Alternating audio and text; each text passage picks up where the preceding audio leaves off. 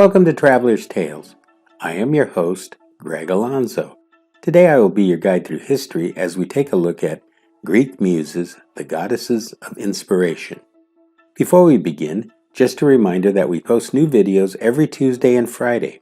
Don't forget to hit the little bell icon to be notified each time we post new videos. Moving right along. Mythology tells us one thing, while archaeology tells us another. Who were the Greek Muses? Why were they important? Do they bear any relevance today? In order to answer these questions, let's take a look at these mythological figures affectionately known as the goddesses of inspiration. In the ancient Greek religion and mythology, the Muses are the inspirational goddesses of literature, science, and the arts. They were considered the source of the knowledge embodied in poetry, lyric songs, and myths that were related orally for centuries in ancient Greek culture. The word musa can be translated as a type of goddess. It literally means art or poetry. According to the ancient Greek lyric poet Pindar, to carry a musa is to excel in the arts. The Muses, therefore, were both embodiments and sponsors of performed metrical speech. This is where the term music is derived. According to the poet and lawgiver Solon, the Muses were the key to a good life.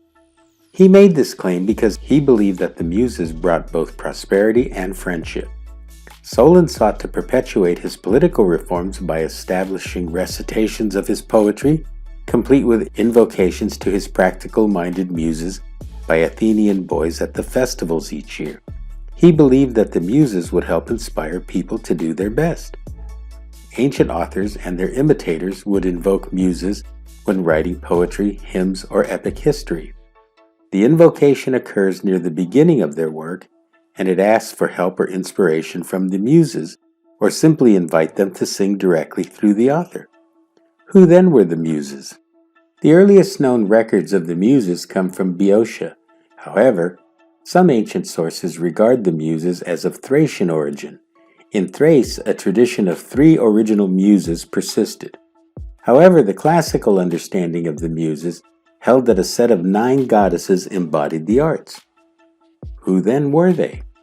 Let's begin with Calliope. With her beautiful voice, she presided over eloquence and epic poetry. Next came Clio. She presided over history and lyre playing, while Euterpe presided over flutes and music. She was called by the ancient poets the giver of delight. Thalia was one of the greatest Muses as she presided over comedy and idyllic poetry. Melpomene was originally the muse who presided over melody and chorus and eventually came to represent tragedy. Terpsichore was the muse who was associated with dance and eventually chorus. She lends her name to the word Terpsichorean, which means relating to dance. Erato was the muse associated with love, poetry, and lyric poetry. Her name can either mean desired or lovely. Polyhymena was the muse of sacred poetry, pantomime, and lastly, Urania was the muse of astronomy. Along with their specialty, muses were not only blessed with wonderful artistic talents, they also possessed great beauty, grace, and allure. Today, the muses are explicitly used to refer to an artistic inspiration. This brings us to the end of the Greek Muses, Goddesses of Inspiration. Thank you for joining us for this edition of Traveler's Tales.